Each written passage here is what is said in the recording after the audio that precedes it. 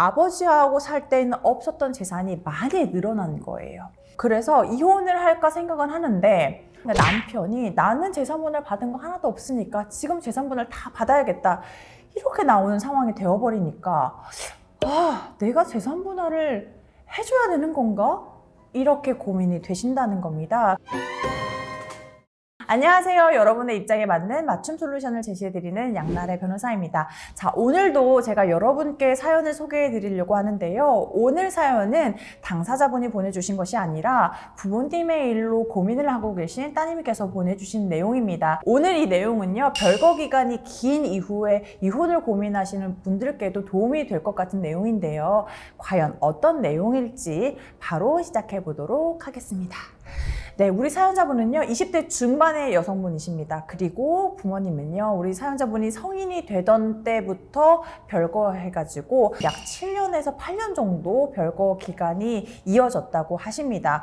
별거 시작 전에도 부모님께서 사이가 썩 좋지는 않으셨는데 별거가 시작된 결정적인 계기가 부모님 양측의 입장 차이가 조금 있기는 하셨는데, 아버지는 어머니가 외도를 했다, 나는 그래서 더 이상 같이 원만하게 못 살겠다, 이런 입장이셨고, 어머니께서는 아버지께서 경제적으로 무능력하고 가족들을 부양하기 위한 노력도 하지 않고 이런 것들을 좀 지치셔서 좀 자연스럽게 별거를 시작했다고 하십니다.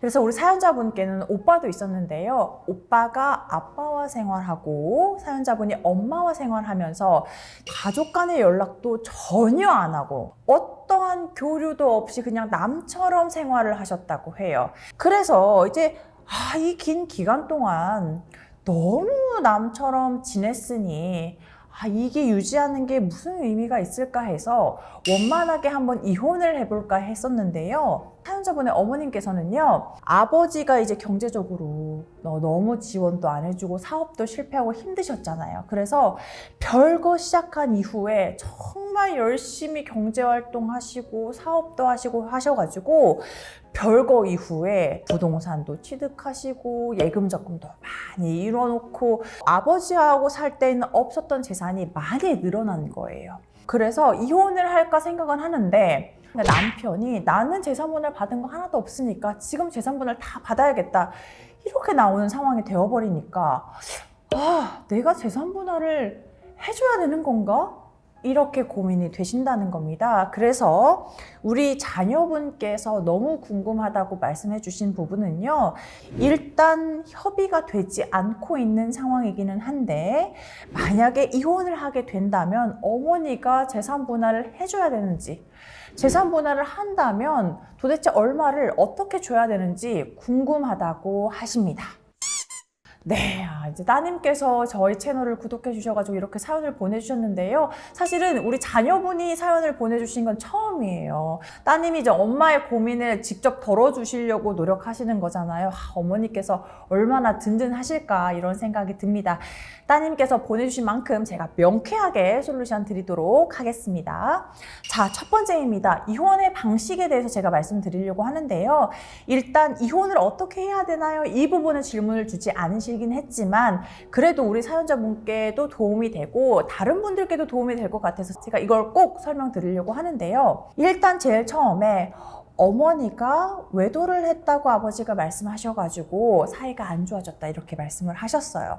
그런데 만약에 그 외도가 진실이라면 우리가 일반적인 경우에는 어머니는 유책 배우자니까 엄마가 먼저 소송은 어렵겠다 이렇게 생각할 수가 있잖아요.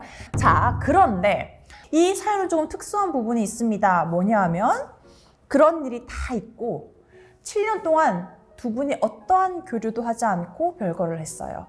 그러면 그 7년의 기간 동안 어머니의 유책성이 희석돼서 사라진 겁니다. 이건 제가 그냥 하는 얘기가 아니고요. 우리가 법원에서 판결을 내릴 때에도 그런 사유가 있긴 했으나 유책성이 모두 희석되어서 사라졌다고 봐도 괜찮다 이렇게 문구를 작성하기도 하거든요. 이 사안 같은 경우에는 어머니가 설사 외도를 했다고 해도 다 사라졌어요. 그리고 그 두 분이 뭔가 혼인관계를 회복하기 위해서 어떤 노력을 양쪽 다 충분히 하지 않으신 것 같거든요. 그래서 첫 번째로 협의가 안 돼서 미치겠다, 근데 이혼을 하고 싶다 이런 상황이라면 어머니가 먼저 이혼 소송을 진행하시는 것도 가능합니다. 자, 그럼 두 번째, 재산 분할은 어떻게 되느냐? 우리가 재산 분할할 때 부부 각자 명의로 되어 있는 것이 모두 분할 대상 재산에 포함된다. 이거는 일반적인 개념입니다. 그런데 분할 대상 재산이 되는 것은 공동으로 이룩한 자산에 해당합니다. 그래서 혼인이 파탄된 이후에 한 사람의 노력으로 이룩한 재산은 개인의 고유한 재산이 되는 겁니다. 실제로 한 10년, 20년 별거하다가 이혼하시는 분들도 계시거든요. 아니, 나는 별거하면서 나 혼자 진짜 열심히 노력했는데 이걸 나눠줘야 된다고 억울하실 수 있잖아요.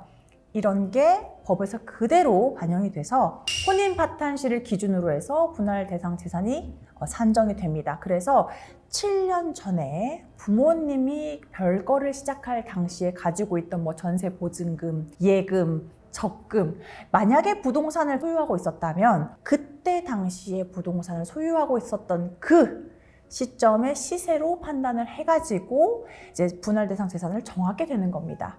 그래서 이때는 가령 만약에 어머니가 가지고 있는 게 오롯이 뭐 전세 보증금 하나뿐이었고 이후에 어머니가 사업을 해서 수익이 생겨서 그걸로 새로 부동산도 취득하고 했다면 지금 시점에 어머니가 사업을 하면서 이룩한 재산은 아버지께 분할하지 않으셔도 되는 겁니다.